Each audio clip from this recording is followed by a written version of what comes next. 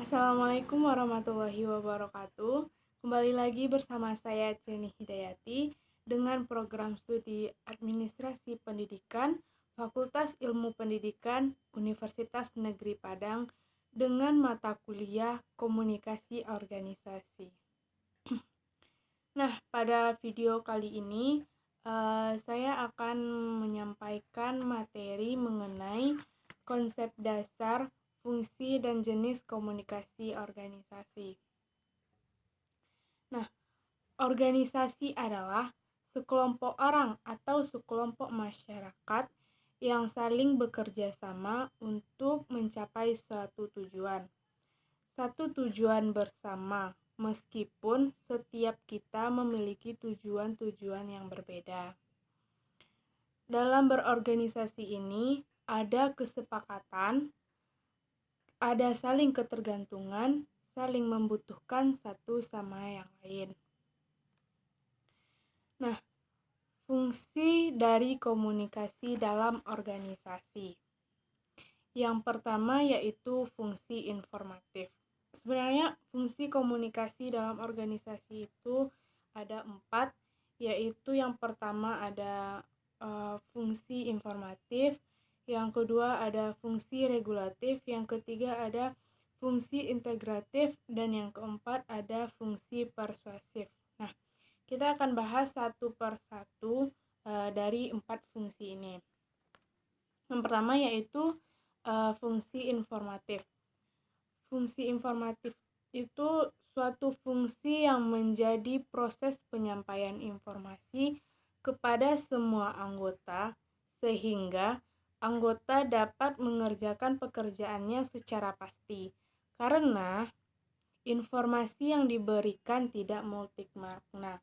Jadi di sini anggota sangat berharap ia mendapatkan informasi yang lebih banyak, lebih benar, lebih tepat untuk melakukan suatu pekerjaan, sehingga pekerjaan yang ia lakukan bisa berjalan dengan baik karena informasi yang diberikan itu tidak multimakna. Nah, yang kedua itu ada fungsi regulatif, yaitu proses penyampaian informasi dalam sebuah organisasi dalam kaitannya merepresentasikan penyampaian berbagai macam aturan-aturan yang mengikat yang berlaku dalam suatu organisasi. Nah, di sini setiap anggota akan bekerja, akan melakukan tanggung jawab masing-masing berdasarkan aturan-aturan tertulis ataupun tidak tertulis. Yang ketiga yaitu fungsi integratif. Namanya integratif itu pembauran atau proses adaptasi. Nah, ketika kita masuk ke dalam suatu lembaga atau organisasi, kita harus menyatu atau kita harus membaur, kita itu harus bisa membaur dengan apapun dan siapapun. Setiap organisasi berusaha untuk menyediakan saluran yang memungkinkan karyawan dapat melaksanakan tugas dan pekerjaannya dengan baik. Nah, fungsi yang terakhir itu fungsi persuasif. Dalam mengatur suatu organisasi, kekuasaan dan kewenangan tidak akan selalu membawa hasil yang sesuai dengan yang diharapkan. Adanya kenyataan ini, maka banyak pemimpin lebih suka untuk mempersuasi bawahannya daripada memberikan perintah gitu. Sebab pekerjaan yang dilakukan secara sukarela oleh karyawan akan menghasilkan kepedulian yang lebih besar dibandingkan dengan pimpinan yang sering melibatkan kekuasaan ataupun kewenangannya. Maksudnya karyawannya atau bawahan dalam suatu organisasi itu lebih suka ngelakuin pekerjaan itu dengan sukarela gitu, tanpa harus perintah ini kamu ini enggak gitu. Nah, ternyata dalam komunikasi organisasi ini itu memiliki gaya. Nah, gaya ini sangat berperan penting dalam komunikasi organisasi. Nah, di sini saya akan menjelaskan beberapa gaya dalam komunikasi organisasi. Dalam komunikasi organisasi itu terdapat 6 gaya. Yang pertama, the controlling style. Yang kedua, the equalitarian style. Yang ketiga, the structuring style. Yang keempat, dynamic style. Yang kelima,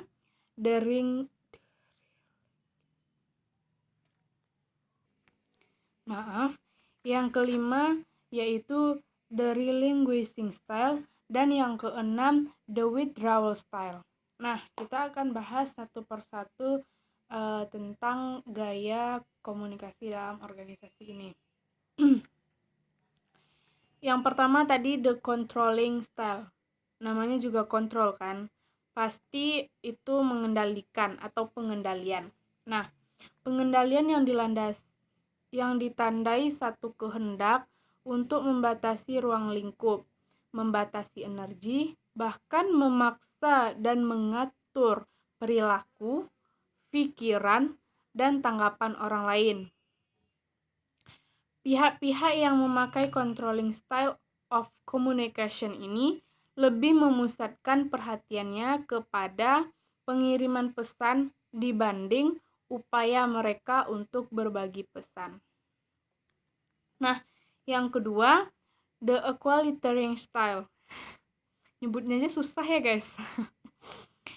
Dalam gaya komunikasi ini, tindak komunikasi dilakukan secara bebas. Artinya, setiap anggota organisasi dapat mengungkapkan gagasan ataupun pendapat dalam suasana yang demikian.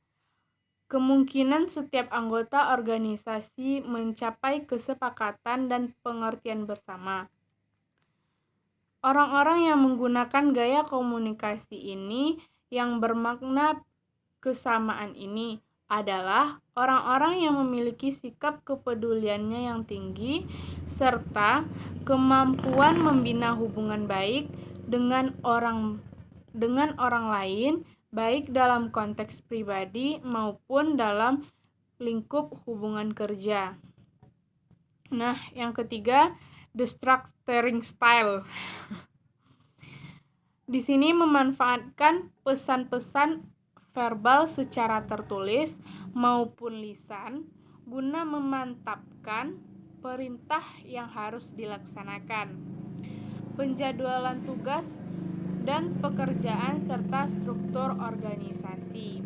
Nah, pengirim pesan atau sender lebih memberikan perhatiannya kepada keinginan untuk mempengaruhi orang lain dengan jalan berbagi informasi tentang tujuan organisasi, jadwal kerja, aturan dan prosedur yang berlaku dalam organisasi tersebut.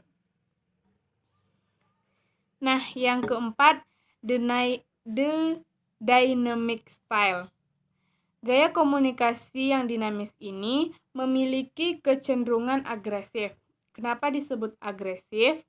Karena pengirim pesan atau sender memahami bahwa pekerjaan berorientasi pada tindakan. Tujuan utama gaya komunikasi yang agresif ini adalah menstimulasi atau merangsang. Nah, lebih tepatnya merangsang pekerja atau karyawan untuk bekerja dengan lebih cepat, efektif digunakan dalam mengatasi persoalan-persoalan dengan lebih kritis atau dengan berpikir lebih kritis gitu. Namun dengan persyaratan bahwa karyawan atau bawahan mempunyai kemampuan yang cukup. Nah, yang kelima itu the reducing style. Ini nih, gaya ini tuh yang paling susah menurut saya cara penyebutannya karena mungkin kurang terbiasa dengan yang namanya bahasa Inggris.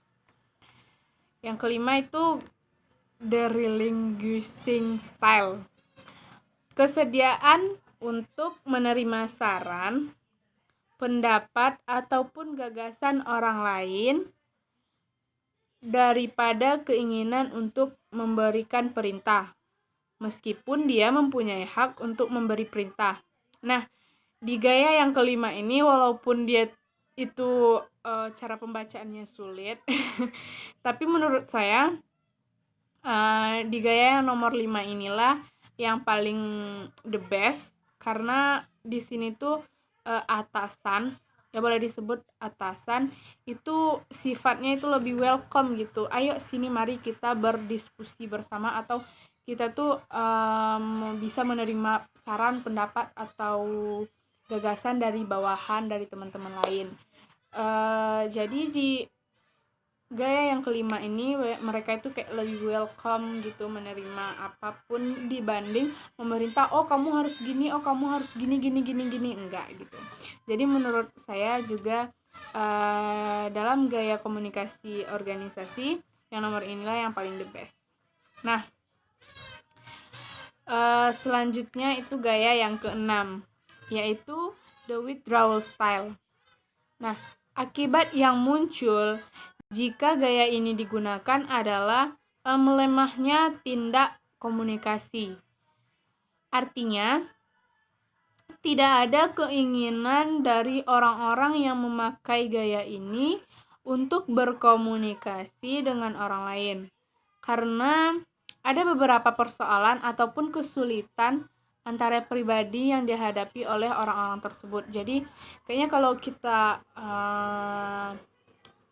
kita aplikasikan pada suatu organisasi, gaya ini tuh paling kurang lah kalau menurut saya.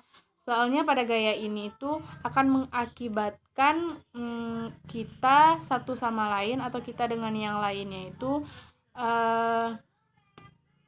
mengakibatkan lemahnya komunikasi gitu. Soalnya mereka di sini menganggap bahwa saya nggak ikut campur gitu, saya nggak usah ikut campur tentang masalah itu.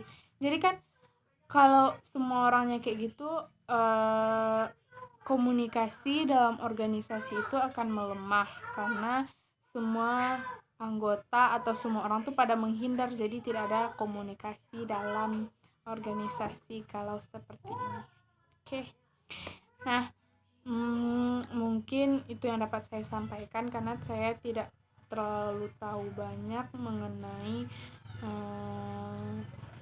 fungsi dan jenis organisasi dalam komunikasi ini. Semoga apa yang saya sampaikan dapat bermanfaat, bisa dipahami dan dimengerti oleh semua kalangan. Sekian dari saya. Assalamualaikum warahmatullahi wabarakatuh.